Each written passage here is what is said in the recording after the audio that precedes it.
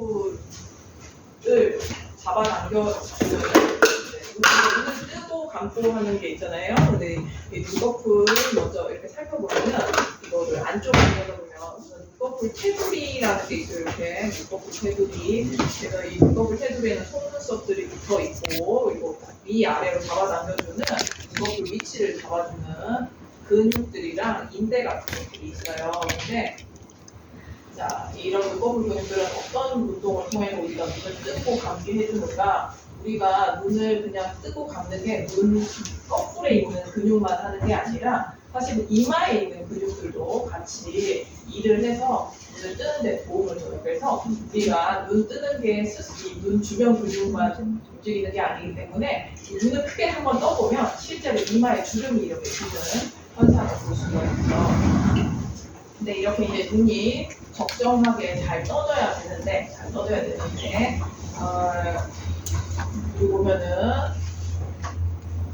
자, 눈을 들어 올리는 능력 자체가 눈을 들어 올리는 능력 자체가 처음 태어날 때부터 떨어지는 사람들도 있고 그리고 시간이 지나면서 후천적으로 떨어지는 사람들도 있고 다양한 방식으로 이제 눈꺼풀이 처지기도 하고 그리고 눈 주변의 근육들이 계속 움직이고 나이가 들어가면서 주변 피부들이 중력 방향으로 처지기도 하고 하면서 눈꺼풀 주변의 근육들도 늘 튼튼하게만 있는 게 아니라 계속 변화를 받게 돼요. 그리고 이런 눈꺼풀의 안쪽을 단면을 잘라서 보면은 눈 주변을 근육들이 또 이렇게 밑에 이렇게 다양하게 있는데 이 지방의 위치와 눈꺼풀 이제 근육들과 인대들의 위치에 따라서 서양인들하고 동양인들이 구조가 차이가 나서 쌍꺼풀이 태어날 때부터 있고 없고의 변화가 있어요. 근데 뭐 우선은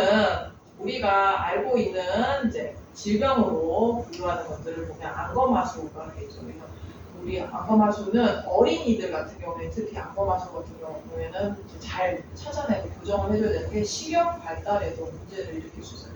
이 안검하수가 동공을 많이 가리게 되면 아이 시력 발달이 떨어지기 때문에 이런 경우에는 빨리 교정을 해서 눈꺼풀 들어 올리는 능력을 올려줘가지고 잘 자랄 수 있게 도와줘야 될 거고 그리고 이거를 들어 올리게 하는 이제 수술인데 이걸 어떻게 하냐면 눈 안쪽에 있는 눈꺼풀 이렇게 들어 올릴 수 있는 인대를 일부를 절제를 해냅니다. 절제를 해내고 당겨줘요. 당겨주면서 아이가 이제 눈을 잘 뜰 수 있게 도와주는데 사실은 수술 방법이나 이런 거를 굳이 알 필요는 없고 저렇게 눈꺼풀이 처졌을 때 우리가 눈꺼풀 인대나 근육들을 조정을 해서 이렇게 눈을 잘 뜰 수 있게 도와줘야 되는구나 정도만 알고 있습니다.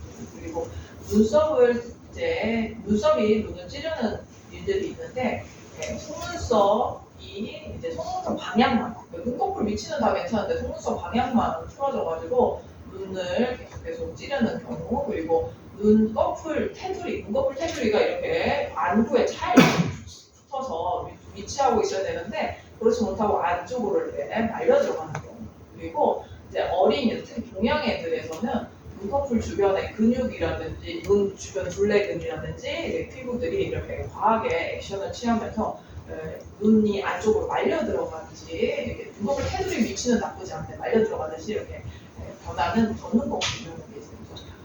예시를 보면은 우선은 속눈썹이 이렇게 찌르는 거예요. 속눈썹 방향은 다른 애들은 다 바깥을 향하고 이렇게 예쁘게 있는데 얘네들만 엉뚱엉뚱하게 눈을 찌르고 있죠. 이런 경우에는 각막에 손상을 일으키고 난시라든지 시력 저하까지 일으킬 수 있기 때문에 그리고 이제 감염이 되거나 그런 상처에 문제가 일으킬 수 있으니까 교정을 해주거나 아니면 그걸 주기적으로 뽑아주거나 해야 되는 거고 특히 동양 애들에서 이렇게 이 눈꺼풀 주변의 둘레 근육들의 힘이라든지 이렇게 과도해가지고 눈꺼풀이 안쪽으로 이렇게 말려 들어가는 애들이 있어요. 그래서 이런 아이들 같은 경우에도 이제 교정을 해서 앞서 말씀드린 그런 문제가 안 생기게 도와줘야 되겠죠.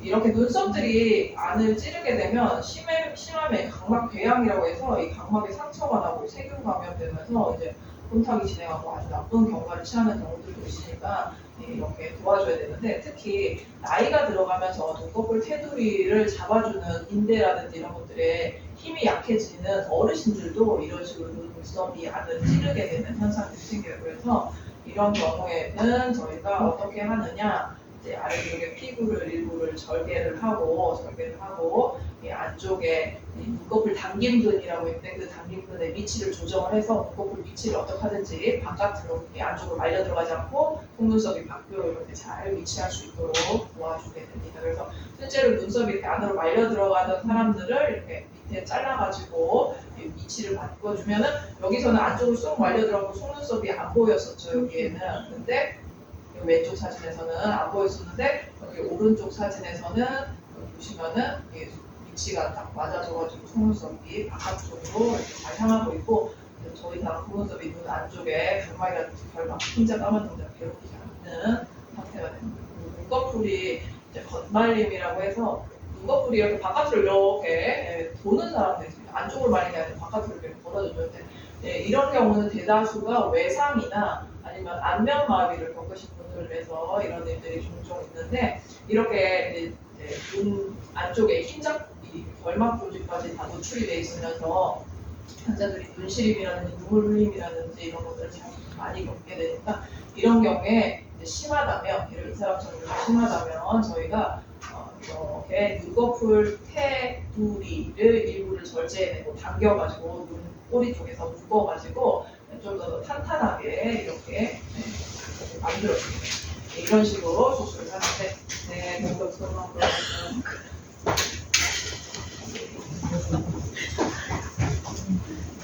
무시나 셋이에요. 무시 셋을 주려고 하겠습니다.